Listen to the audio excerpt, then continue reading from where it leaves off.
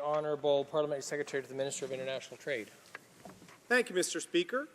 And I'd like to thank the member for Winnipeg North for his question. And it's a privilege for me to stand in this House and speak on the Fair Elections Act, which I did at the Procedure Committee for several weeks, and in the media, to make sure that Canadians understand the modernization and the reform that we're bringing to our elections law. And the polls last week, Mr. Speaker, seem to show that Canadians agree with our modernization of election administration. So I'll address the questions or more commentary from my colleague from Winnipeg North. First, he said about his own experience at the Procedure and House Affairs Committee that the government didn't want to hear, and he didn't feel that the government was listening maybe to him, Mr. Speaker. But I'd remind him that almost 30 hours of witnesses and almost 60 or 70 witnesses appeared, Mr. Speaker, at the Procedure and House Affairs Committee to give their perspective on the Fair Elections Act. Members in this place, in questions and in debate, and as well in discussions within the media, means there was a lot of discussion. And our government made 14 substantive amendments to a bill that was already focused at modernizing our antiquated elections laws. And that word antiquated, Mr. Speaker, comes from Harry Neufeld himself. I'd remind the honourable member, he suggested that the government acted alone, or we took charge of an issue that seemingly didn't need to be addressed. Well, he certainly hasn't been following elections law in Canada, Mr. Speaker.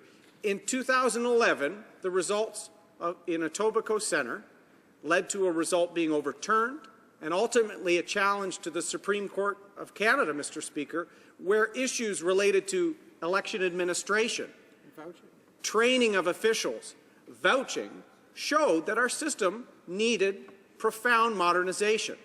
Elections Canada then, Mr. Speaker, asked Harry Neufeld, the former BC Chief Electoral Officer, to do a report. He had both an interim report and a final report, Mr. Speaker.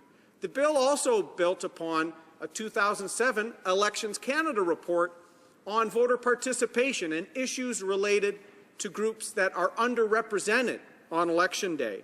So I'd suggest to the honourable member that this bill did not come out of thin air.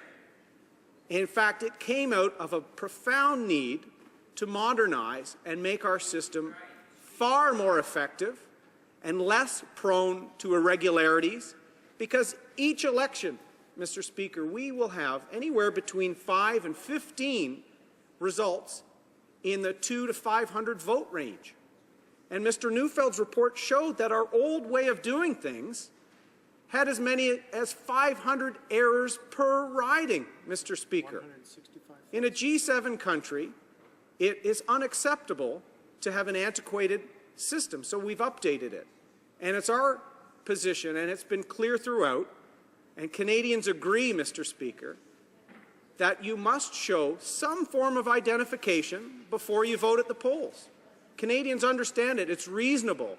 And our amendment has addressed the concerns about some of the 39 forms not having addresses, Mr. Speaker.